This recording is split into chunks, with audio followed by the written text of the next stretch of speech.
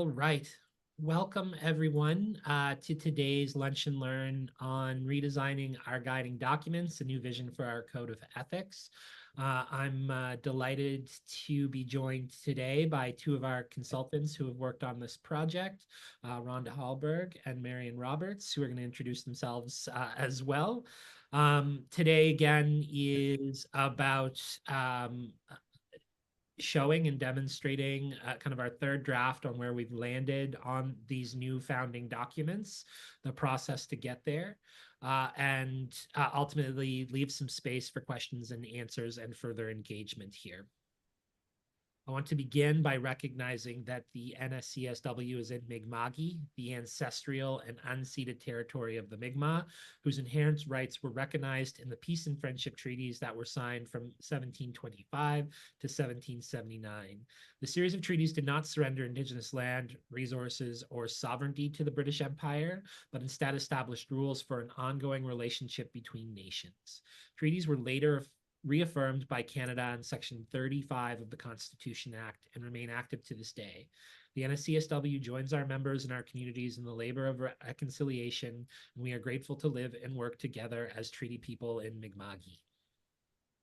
The college also wants to recognize that reparations are both a moral and material obligation to atone the deep-rooted history of anti-Black racism within Nova Scotia and the broader Canadian context, which has led to the human rights violations and crimes committed to people of African descent.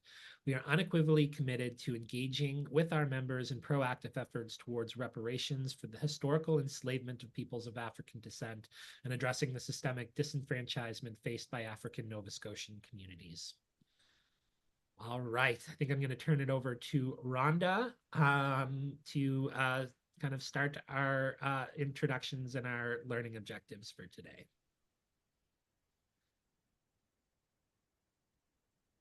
Rhonda, I think you're on mute there.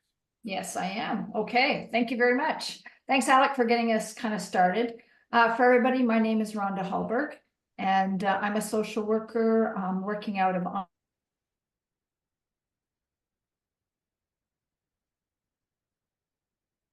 consultants working with the Canadian Association of Social Workers to look at developing the new Code of Ethics for CASW. And then we've been just delighted to be able to work with Alex and other members of the college to walk through a process of how do you take the CASW code and move it to something that matches much better to the nature of social work in Nova Scotia. So I can let you know a bit about today's learning objectives, but maybe Marion first, I can get you to introduce yourself, and then I'll just cover this next couple of slides. Bonjour, hello everyone. I'm Marion Roberts, and I'm situated in Sudbury, Ontario, which is located in Huron Treaty Territory, home of the Adamashing and Anishinaabeg people. And I'm also a member of Timiskaming First Nation. So for our time together today, what we really want to make sure you have a sense about is the whole process that we have gone through and being able to make some revisions and update and make some changes to your new code of ethics, as well as making sure you have some sense as to what are some of the core considerations for your new code of ethics. And look a bit at then highlighting what are the developments for the clinical specialization standards too. And what we think you'll be able to come out of this session knowing about, next slide, is that looking at really having some early knowledge around what's the expectations for professionals, what is an understanding, and we will address around what is the competent practice safeguards, as well as expectations for professional development. This webinar helps contribute towards those expectations. And there are some points around how these standards help clarify social work practice and also help to elevate and enhance our requirements to advocate for social changes.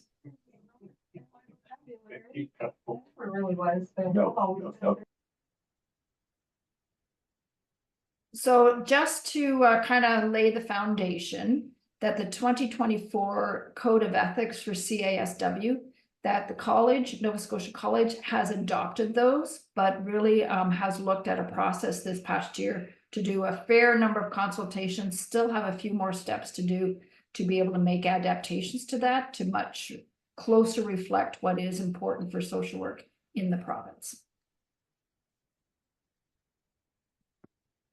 So here are the values of for the CASW code that in the adaptation process, some of these have changed. We'll highlight that, but to have you just make sure we're all kind of starting from the same page, that here are the 7 different values, and how in particular what is the number 3 is a brand new value. So the next slide. So for the CISW code that Nova Scotia is building on, the structure itself is different than what had been from the 2005 code, in which then there are values, and under each value there are guiding principles, and under each guiding principle there's a bit of a paragraph that speaks to the context for practice and then lays out guidelines. Value number 3, pursuing truth and reconciliation, is a brand new value. This also the addressing brand new in that CASW code. CASW code is the issues around providing electronic services, all the online issues that we need to turn our minds to, as well as obligation for self-care. And it clarifies and focuses a fair bit around rights. In the context for practice, there's a lot of conversation around ensuring that we respect people's rights to have a clean environment and water, that a trauma-informed and a strength-based approach is integrated to our practice. It's not on the outside of our practice, but it's in the essence of what our practice is. And also the importance of recognizing and embracing that violence is a public health issue, and that it impacts across the lifespan, across all communities, and that a social worker in any realm of our different roles and employment could be having to address that. So it's a key knowledge area for us, as well as elevating the importance of recognizing the intersectional factors that's related to people's exclusion from services and from communities.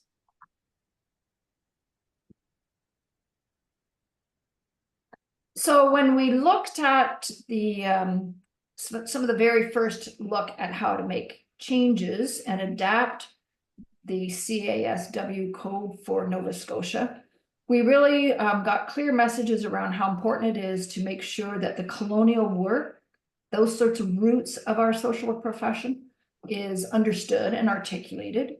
Also to respect the traditional treaty rights of the Mi'kmaq people, and reparations, understanding that persons of African descent and what has been some of the history there, and social work's involvement with that as well. And the cultural legacy, highlighting the importance of Acadians and French settlers in Nova Scotia, which are all key members of the community of the province and members of community, to help then pull together and addressing what's the uniqueness for social work practice in the province, as well as the intersectionality concept that has to be a part of all of our approaches. So I want to thank, but also acknowledge the role of the Standards Committee. The Standards Committee of the college has been involved, step by step along the whole process, and has consulted on several different occasions, as well as that was who we would bring our findings to in a much more formal kind of way.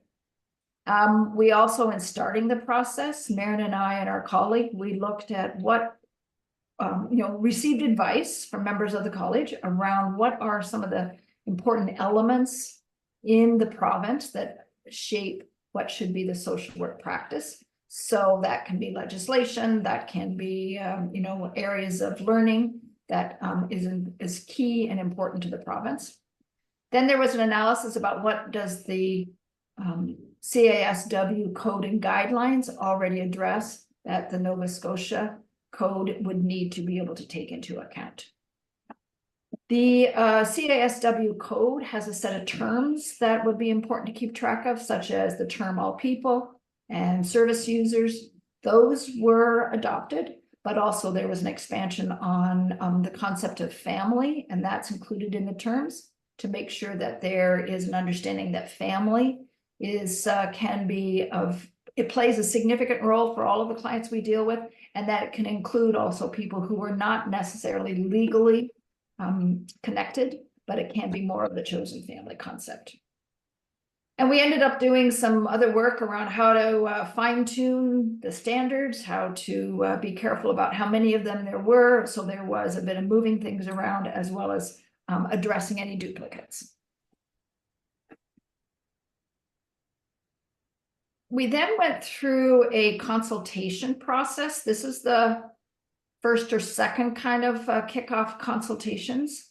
And we looked at hosting discussion groups, more formal kind of focus groups. There were interviews with a number of different stakeholders, as well as then we received a number of written feedback from colleagues who are members of the college. Also, the Nova Scotia College has consultants who are able to really support engagement with some key communities, with the African Nova Scotia community, as well as members of the two-spirited LGBTQIA+ community, to make sure that there was making good use of those persons' connection with those communities, and so that consultation could be genuine and authentic and really being.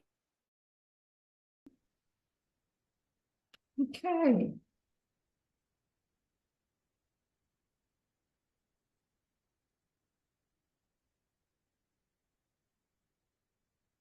So as I was saying that here's a bit of a slide that can show for you how was kind of the participation level that we had 9 different focus groups. We didn't keep track of like a total number of who those participants were. We had discussion groups, we had interviews with 6 different individuals, and 13 people sent us back written feedback.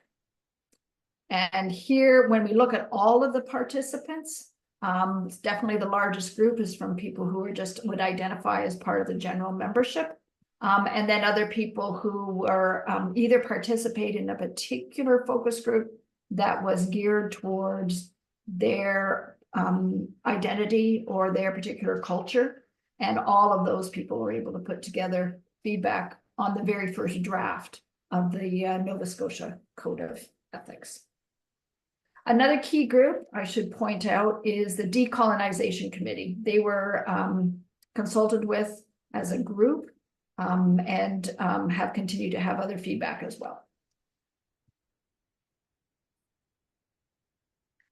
So out of that first set of consultations, we've got some, kind of big high level sort of themes that came back to us.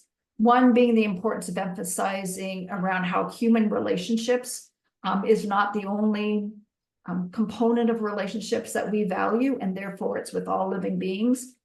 And that we look at how do we foster that interconnectedness, that the Code of Ethics for Nova Scotia needs to ensure that there's a good, strong focus on the two-spirited LGBTQIA+ communities and members of that community, as well as a strong focus on recognizing the history of social work, the history of the province with regards to Indigenous people, but also with regards to the rights of African descent, people of African descent in Nova Scotia, and paying particular attention and elevating those particular elements as well.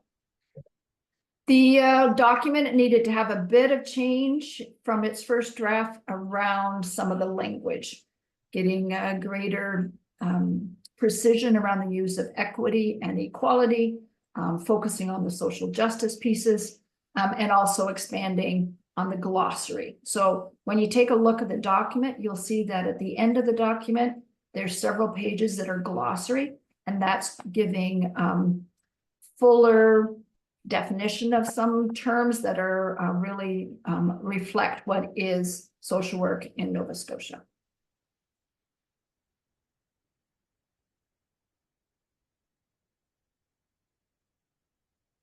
So from that, we also received a fair bit of advice around wanting to make sure there are key documents in Nova Scotia that should be referenced, should be built on, should be explained. Things like the Mass Casualty Commission report, where there was a fair bit of speaking about the family violence and the, how far-reaching that pieces are and the duties around protection, as well as the privacy information, mental health information, and of course, the Child and Family Services Act, and also the Provincial Act to Dismantle Racism and Hate needed to be used and highlighted in the document. We went through a process in drafting number 2 of trying to update any of the areas around practice, reflecting some of the different pieces of literature that should be put in there. And then we also aligned some of the language to be pretty careful about where it says, where it uses language that's more regulatory, such as shall versus and will, versus putting it into more of the context of practice discussions, where it's trying to maybe expand on what would be the meaning and how that would impact anybody's practice. So in the document, there's the values, but there is principle. And under the principles are a fairly short, high-level kind of statement. The context of practice gives more of examples or more of a discussion around what's it mean to practice. But then the standards, we went through this process to try and really make sure that the standards are pretty clear in their precise language, but also they reflect what is Nova Scotia. So we then, this is what, sorry, maybe what I could add is that was sort of the conclusions of those formal focus groups and consultations, but the Standards Committee remained involved and was able to then do further feedback. And Alec had, oh, hi, Alec, I'm glad you're back. And that, there was further feedback from the, I do believe, from the Decolonization Committee. So maybe, Alec, you can maybe even expand on what's been some of your further consultations, because this, what I've done your diagrams for, that was those bigger membership kind of consultations, but I know that the college has had a fair bit of other work that's happened over the last few months. Yeah, there were a number of core groups that continued to be talked about, which is talked with. So there continued to be meetings with the Association of Black Social Workers, as well as Council, as well as the Decolonizing Committee, that continued to expand, again, where the focus ought to be in these new ethics and standards committees. So again, those conversations continued to happen, as these are really important grounding documents that continue to kind of add to what the vision of them needed to be. Great. So here's a look at where things are at now with this draft number 3, I think, maybe draft number 4. And Marion, how about if I hand it over to you? You'll go through a couple of the first values. So I'm going to speak to you a little bit about the adaptations to value 1, which is respecting the dignity and worth of all living beings. And the legislation that we looked at specific to this was the Nova Scotia Human Rights Legislation, the Mental Health Act and Regulations, and the Mass Casualty Commission report. So we have a new guiding principle where social workers uphold the rights of African Nova Scotians and persons of African descent, and emphasizing here reparations and healing of injustices, including the impacts of segregation, slavery, and discrimination. Part of the context of practice for this new guiding principle is that social workers would be approaching their practice with cultural attentiveness and respect for the distinct status and rights of African Nova Scotians and persons of African descent, and to actively engage in practices that support the healing process. There's also recognition in this value of Mi'kmaq people, as well as all First Nations, Métis, and Inuit people living in Nova Scotia. And the standard of practice is essentially around respecting the status and diversity of First Nations, Inuit, Métis, and Mi'kmaq people in Nova Scotia. There's also a new guiding principle on the value considering the intersecting factors of exclusion. This new guiding principle is respecting the rights of all living beings to receive services in a manner that respects the intersecting factors of exclusion and respects all manner of diversity. There's also a new guiding principle, 1.6, social workers upholding the dignity of all people, of all beings rather, by recognizing the worth of individuals with disabilities and upholding the worth of individuals by upholding their rights, fostering inclusion, and ensuring equal opportunities in society.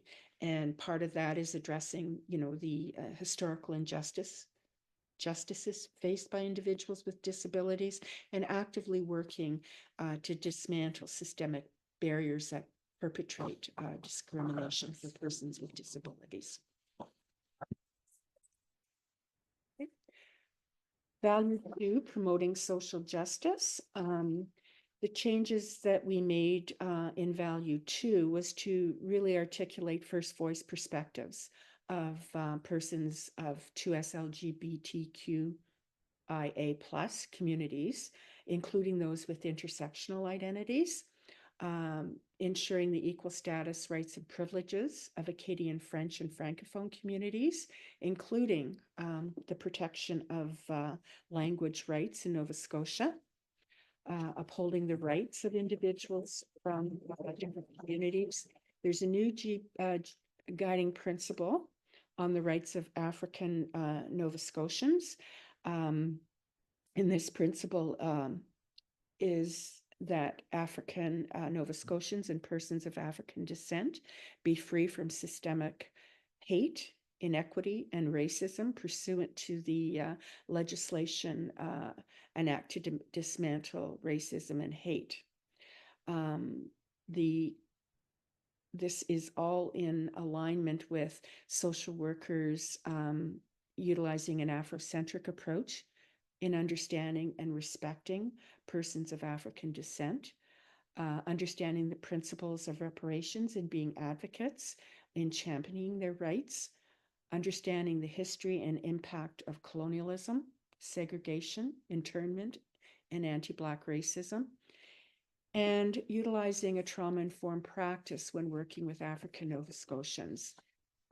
A new piece as well is understanding and advocating for the stewardship of natural resources and the protection of the environment for the common good of all living beings, and understanding that environmental racism negatively impacts health inequities among racial groups due to poor access to clean air and water, disproportionate exposure to pollution, reduced economic opportunities and benefits, etc. And also understanding and appreciating the impact of the structural social determinants of health. Okay.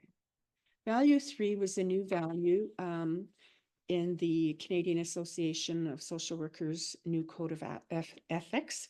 And when we did the consultations on this value, there were no major adaptations recommended for the Nova Scotia Code of Ethics. And essentially there are two values in this pursuing truth and reconciliation value.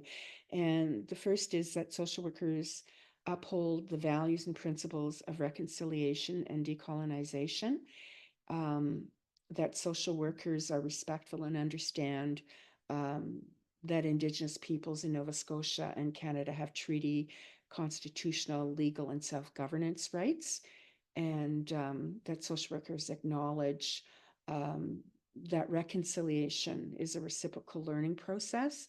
It's about relationship building and an authentic commitment to meaningful change in social work practice.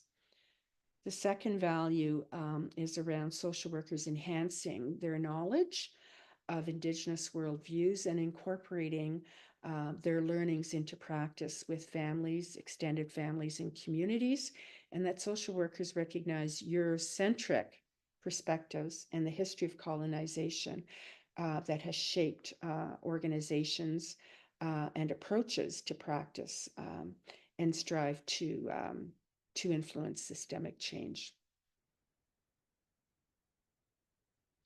So value 4, valuing relationships. In this value, there's a focus on connection, again, to all living beings, that social workers place the well-being and interests of all living beings at the center of their relationships, and that they maintain the best interests of service users as their primary professional obligations.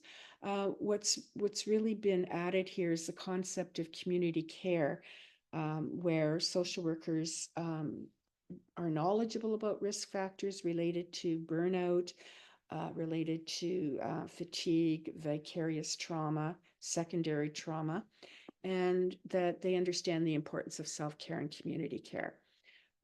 And the methods for self-care that reflect an individual social worker's culture and preferences are acknowledged.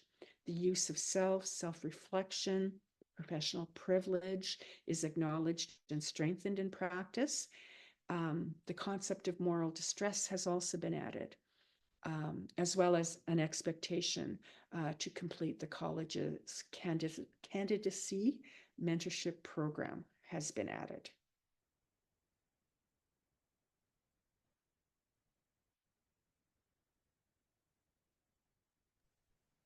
So on this fifth value, preserving integrity in professional practice, it's clearly stated the duty to uphold the code of ethics and follow the standards with regards to that. Also, there's emphasis around just clarifying around professional boundaries, recognizing that many social workers work in smaller communities, and therefore the dual relationships. There's been some bit more explanation around some of those expectations. Of course, clarity around not engaging in romantic relationships and the statements around social worker being in the position of in a privileged position. There is further discussion around context of interest, conflicts, and what might be some of those kind of natures of conflict and expectations around how to avoid or diminish any of those conflicts. And clearly in these, in this particular code of ethics, there is the expectation that you be a member of the college, and that fits with all the other legal requirements to be able to identify yourself as a social worker, needing to be a member of the college in good standing. Value 6 focuses on privacy and confidentiality.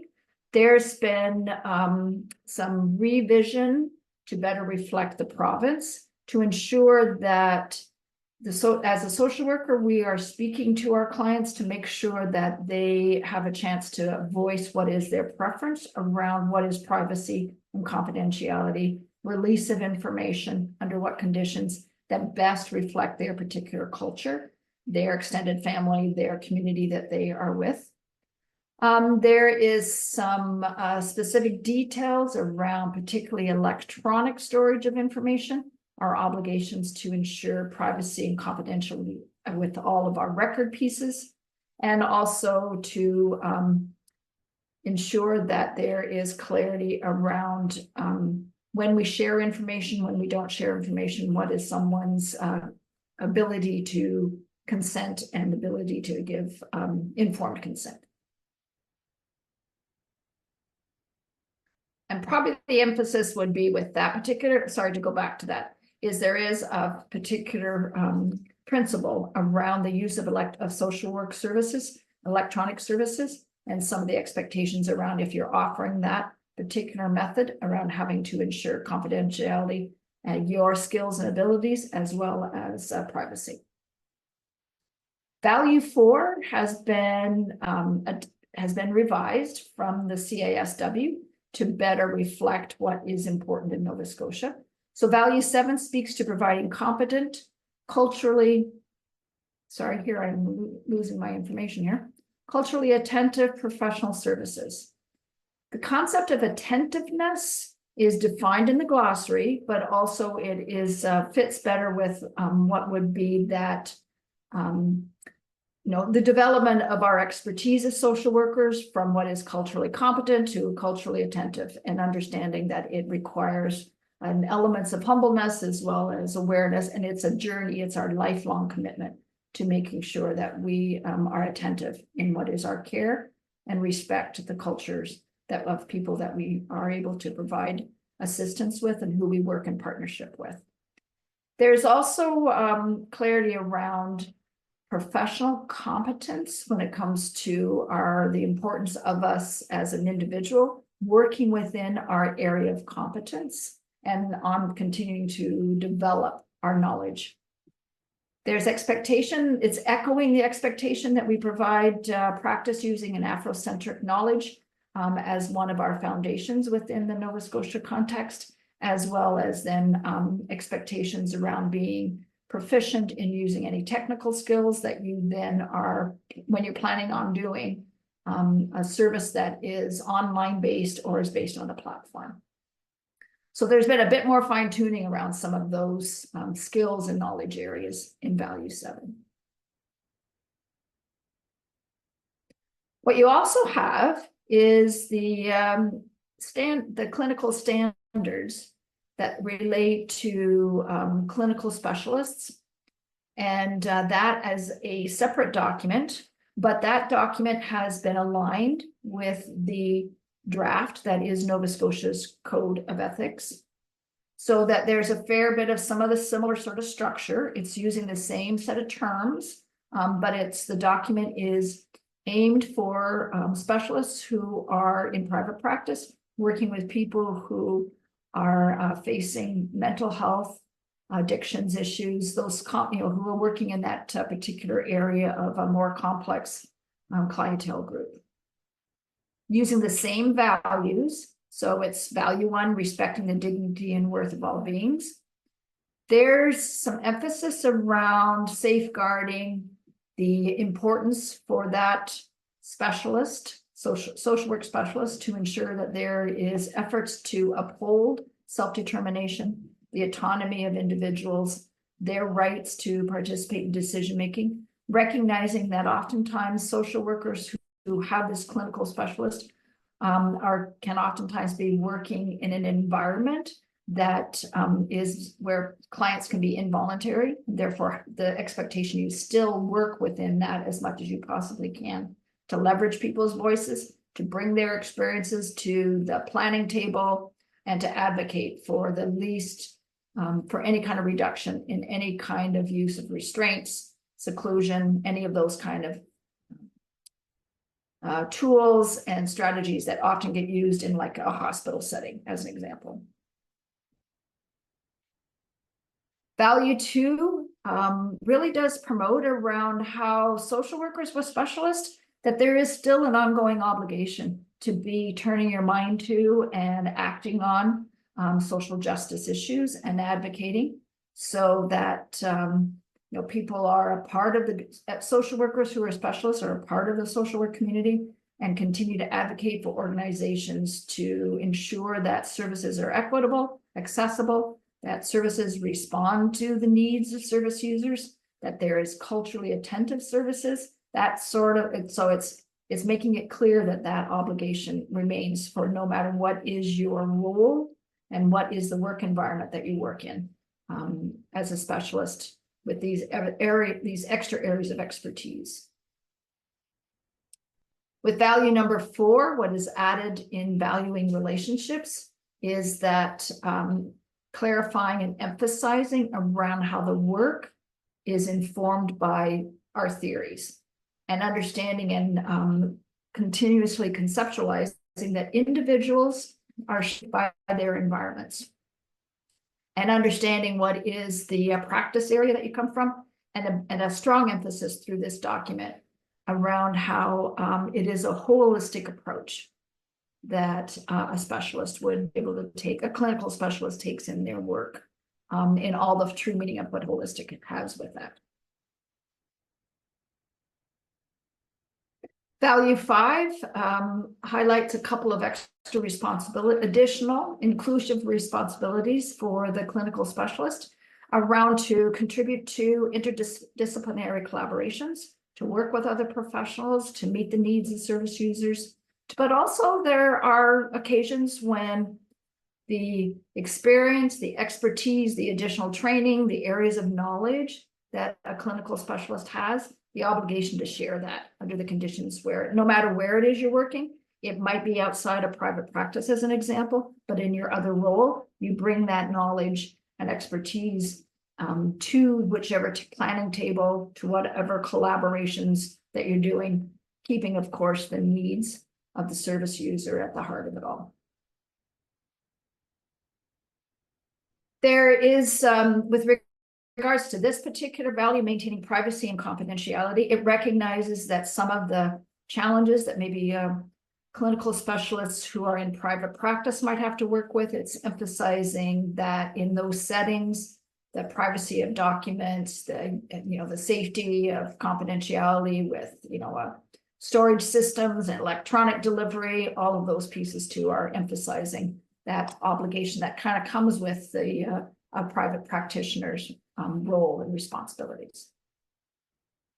And the 5.1, the number 7, the final one is focuses on making sure that the clinical specialist realizes their obligation around working with not just the one individual, but understanding the broader network that is available for support, helping to make those connections, embracing that holistic approach, and being a part of that professional team that can offer the additional supports and planning for somebody.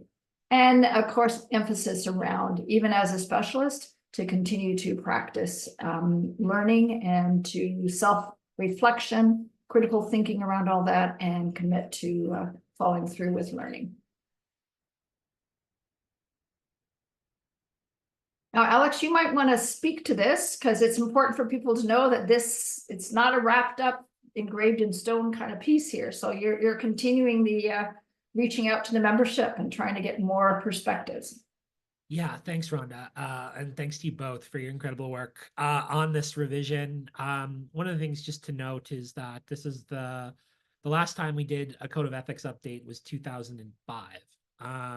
So a heck of a lot's changed in that amount of time. And we hope that the new Code of Ethics and Standards of Practice reflect and bring up-to-date practices that we're already doing, and ones that we need to strengthen and grow within. The intent, again, of these documents are to, again, set the standard for the foundation of professional practice, ultimately provide public safety, facilitate continuous professional development, and ultimately help to facilitate the professional identity of social workers, to make sure that we are clear on what we are doing, the values that we hold, and that we have a way to communicate those clearly to the folks who employ us and the folks that we work with. So as Rhonda said, this isn't a done process. We have another couple of months to receive feedback and to engage in these core documents. There are a number of ways that can do that. One is I'm going to get Rebecca, because I know she's watching, to put the link to the documents in the chat. And also you'll find a survey there that can be completed. In that link as well that Rebecca is putting on the screen, you're welcome to add your comments to what you've read and what you've reviewed and what you've heard. I'm also available to be able to meet with folks or groups one-on-one or in that group over the next couple of months to receive your feedback. The idea is that and Rebecca just got that in the chat for everyone. The idea is that by the end of November, we will have incorporated the last round of feedback, and that will go to council in early December for them to adopt these new documents, and then for us to roll out in January and February these new ethics and standards. So I'm happy now, as we do have you here, to also receive feedback or conversations or questions of clarity. So what we will do, yeah, we'll stop sharing. I'll unspotlight us, and please put your hand up, put questions in the chat, and we're happy to have a discussion on these core documents.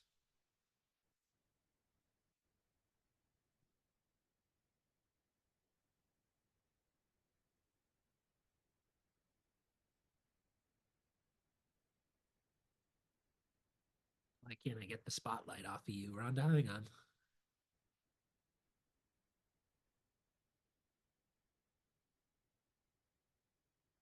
Hi, Jean Crosby here. Hi, Jean. Hi. I think that the additions around our unique makeup here in Nova Scotia are excellent. After reading through it, the thing that struck me was that the issues of sexism, issues of women's violence against women, particularly the discrimination that women have faced since colonialism hit our shores, is missing. And I know it's embedded in all the comments about intersectionality, and it's there, but it's not there specifically. And I think it would be important. The other groups that have been highlighted are absolutely, I have no issue with what is there. It's what isn't there. And I think within the preamble, I think that's where it was,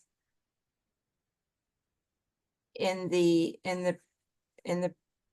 reparation, the preamble and introduction pieces, my thought was something to say, that one of the other things that came with colonialism was sexism, misogyny, however that would be expressed, which absolutely intersects with every other group that is not treated in an equitable manner. So a woman with disabilities is worse off than a man with disabilities. An African Nova Scotia woman has a different vulnerability than an African Nova Scotian man. So that was my overall impression, that I think the word woman needs to be in there. I think a note to say under the value that's around violence, I think it's under the guiding principle 1.9, it's talking about the rights of every person to live free from violence. I think that would be a good place to put, it is well documented that the majority of violence that is experienced is against women. And so to me, it's just that added piece that would easily be fit in. But it absolutely is a part of the harms of colonization. So that's my, and certainly the Mass Casualty Commission is mentioned, and that was focusing on violence against women, a big part of that. So, and not that prior reports also haven't. I mean, they've been in existence. So that's my. No, I think that's really valuable, Jean. I think I as soon as you started to say that, I thought that the principle that you just laid out, we could emphasize there. So we were on the same page. And I do think probably in the preamble, I can add a sentence there around sexism. And knowing that, again, we're taking this from an intersectional lens, which I know you can appreciate and understand the Yes. But also take the point again that again, the women are disproportionately represented in issues of violence, as well as you know, when we look at how we treat family, you know. Oh, it's everywhere. Yeah, yeah. So I appreciate that. Thank you. Joanne, nice to see you. Thanks for joining us. I think you're on mute there. Can you unmute? There you go. Can you hear me now? We gotcha. Okay, great. Thank you. Well, I want to thank Rhonda and Marion and everybody who's worked on this, because what I certainly experienced, and in terms of feedback from one of the consultations, the earlier consultations, was this is what we should be doing. This is how we should be talking to each other. This is how we should be engaging. And I'm definitely with Jean to say, yes, what you've got and what you've done is so important and critical. And as Jean say, what the focus is what you don't have here. And Alec knows about this because we've been engaged in conversations for a few years. But in terms of areas of practice and standards and theory alignment, the knowledge base is something I want to address. The need for understanding that social group work is an historical and ongoing foundational value-based pure social work practice. And this work was born in the settlements. It integrates Indigenous mutual aid and non-deliberative collective creation of community. And I've been working with a group from the International Association of Social Work with Groups. I've been working with the professional development group here in Nova Scotia. And I'm just putting finishing touches on another draft, Alec, of the position paper that we've created. And I think it's timely that perhaps in the next few weeks we could get together on Zoom and talk about including some of this work. Appreciate that, Joanne, and all the work you've done there. I think again, there are obviously competencies that are spoken to within this document. In and of itself, competencies are a different regulatory tool that splice themselves throughout the ethics and standards practice. And we are going to look at that more concretely, especially as we re-envision the candidacy mentorship program. So I think it's all very timely, and I'm super happy to receive that information and be able to incorporate it in the final stages of this process. Thank you very much, Ellen. Any other thoughts? And again, you don't have to be confined to your thoughts here today. There are other opportunities to express them.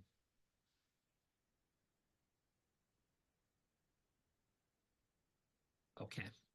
I want to, I do want to thank everyone for attending today.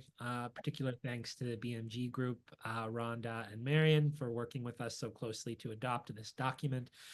This is never an easy project. As we've already noted, again, it is highly political, right? And we want to make sure again that it's never going to be a perfect document. What we need is for it to set us in the right direction, for it to outline what we believe to be true, the skills that we need to perform, and how we hold each other accountable to them. So as you're reviewing, please take time. Like I said, we have a couple of months to engage in this final process. Think about those questions. You can engage in the survey. Feel free to reach out to me. I know some of you work for organizations. I'm happy to come and talk to those organizations as well in terms of the impact of these new standards and codes. One of the other things I got to say I'm really excited about in terms of these new standards and codes is that it splices them both together. Whereas before we were working with a different code of ethics and a different standards of practice that, yes, did tie together. But I think, again, my hope is that even the formatting of this new document makes it more clear how we take a value, how we put it into practice, and then how we hold each other accountable to that value in the ways that we do that. So I'm excited to see how it impacts our profession here in Nova Scotia. We know obviously that these core documents are crucial to almost all of the college's programming, whether it comes to, again, the candidacy mentorship program, to our professional development program, as well as to our professional conduct. It all comes back to these core documents and what we say we do. So I'm excited to see this next phase of our professional journey and welcome continued feedback as we reach December and hopefully the successful adoption of these documents. So thanks, everyone. And before you go, I just on the behalf of Barnes Management Group, I just also want to thank, Alec, you have been a great project manager. You kept us on the direction and kept us well informed, but also all of you. I think like Joanne, I remember you. And so really the membership, thank you so much, because we couldn't have done the sets of consultations without people's commitment. So thank you so much for educating us and helping us to walk through this. We really appreciate the opportunity to work with you on this. Thanks, everyone. Have a great rest of your day.